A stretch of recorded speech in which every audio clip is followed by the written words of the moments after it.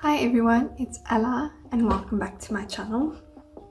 This is going to be interesting because I'm actually standing on a stepper, if you guys want to see. Current situation. I really like this angle and the phone is quite high and I don't want to stand on my toes the entire time, so this is a good hack. In today's video, I thought we would talk about some ways in which you can stay active easily without trying too hard, without subscribing to a gym, without doing intense workouts on your mat with dumbbells and kettlebells every single day. These are the ways that I use to stay active without even really exercising. Now, there's a place for exercising. A lot of people enjoy it. A lot of people benefit so much from it. And a lot of people use it as their main or dominant way of losing weight. And that's fine. That's not how I want to do it. I don't really like exercising. I'm sure there's others agreeing with me out there. It hurts. It's boring. There's several reasons. I don't like pushing my body to its limits. I mean, it can be fun and I've tried it and I've done that, but it's not who I really am and it's not true to me. So I've started to incorporate different ways in which I can stay active without trying too much and without thinking about it all of the time. So I'm going to share 5 ways with you. I'm going to share 4 ways that I'm using at the moment and then 1 way that I'm not using yet. So it's a way I can also improve in and maybe it's an option for you too. So I'm going to start with number 1. Find someone or a channel that inspires, informs and motivates you. I know that's not what you expected to hear now. I should have mentioned some kind of way of staying active, but bear with me.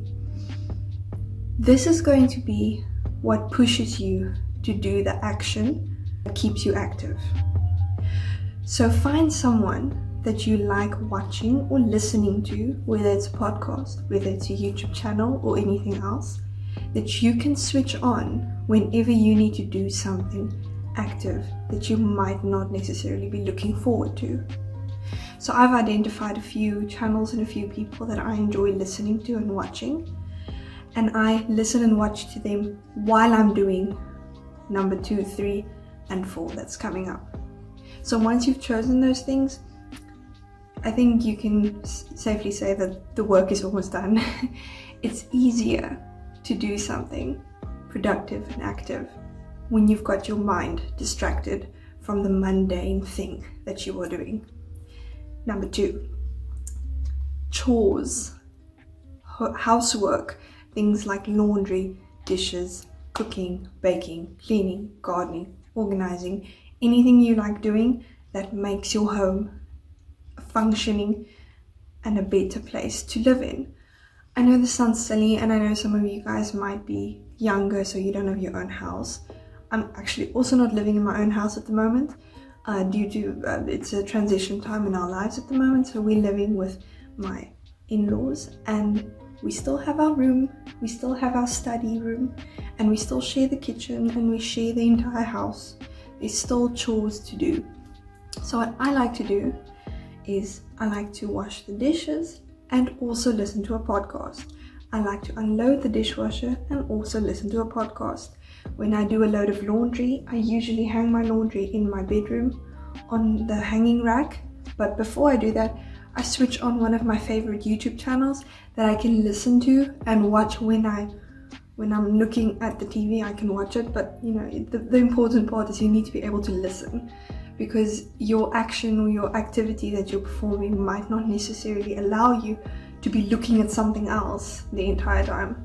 So I put on the video, I mostly listen, and I watch now and then, just for a little distraction, just to remind myself I'm not really doing the laundry, I'm watching a YouTube video. It's just something that helps your brain think that this is fun, or you are enjoying this, or you're doing something even more productive, or something more along the lines of what you want to do, instead of just doing the laundry.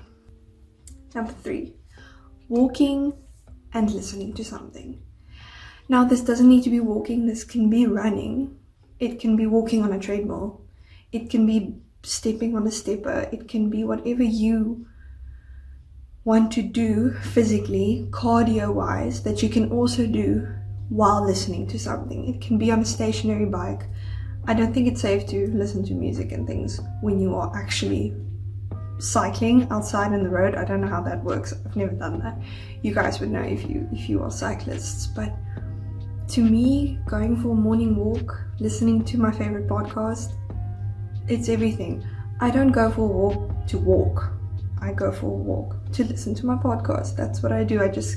You kind of do the one thing with the other thing. So you listen to your podcast, but you do something productive while you're doing it. And that's just epic. I've loved doing that. Number 4, indoor step challenges or simple low impact video workouts.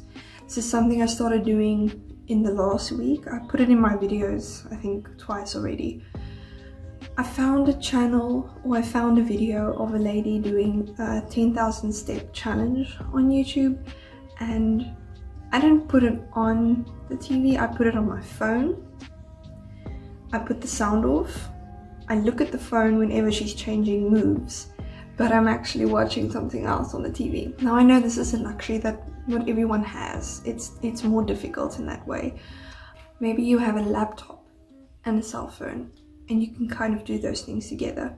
Maybe you can use only your laptop and just split the screens and have the one side of the screen be the step challenge muted and the right side of the screen be the video that you actually want to watch instead of watching the step challenge video the entire time.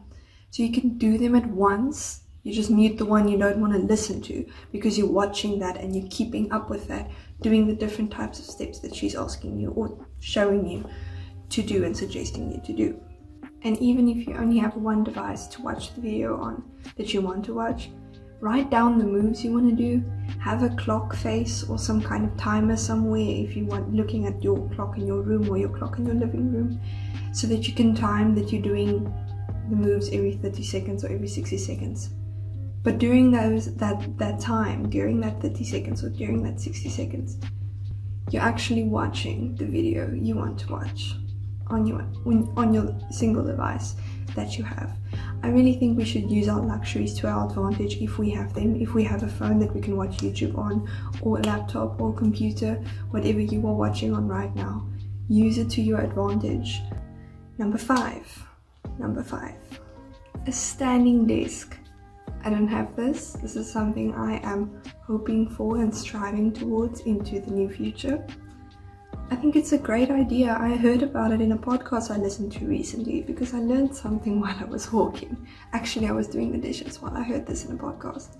And they just mentioned how good a standing desk is, because you're not sitting and disengaging all of your muscles. You're standing and you're keeping yourself up straight, engaging more muscles than you would sitting. And if you're standing several hours a day and you're resting in between, you'll burn so many more calories and you will keep yourself so much fitter by just incorporating that simple change. It's obviously something you're going to have to get used to if you're not used to a standing job. I'm personally used to a standing job, but I have to get into it every time. So when I go back to work, the job I had, I used to stand most of the time when I was at work. So let's say about 8 hours a day, I would stand for at least 7 of those hours. And that was hard on me for 1 to 2 days, and then my body got used to it. So I think the standing desk is a very interesting concept, and I think so many people are doing it already because it's been something that's been coming along for quite some time.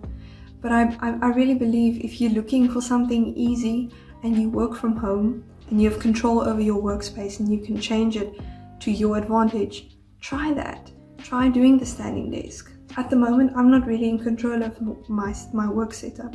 I've got one desk, it's too low, I can't stand and work there. And I've got a desktop computer, so it's difficult for me to do it at the moment. But it's something I'm really going to strive for and try to incorporate into my life in the future. That's all 5 of my easy ways that I use to stay active. I'm still working on number 5, like I said, but 1 through 4 has been working excellently for me. I don't do all of them every day. I don't do chores every day, depending on whether they're done already or I'm not at home. I don't walk every day, depending on the weather. And I don't do the indoor step challenges or the low impact video every day, depending on the weather. I usually do this when it's raining, and I usually go walking when the weather is good that day. So it's all about what your life looks like. It's all about where are you most of the time? What are you doing most of the time? Just look at what you're doing and reflect on how you can change those habits that you already have and transform them into something more productive that's more in favor of your health and your weight loss if you are focusing on that.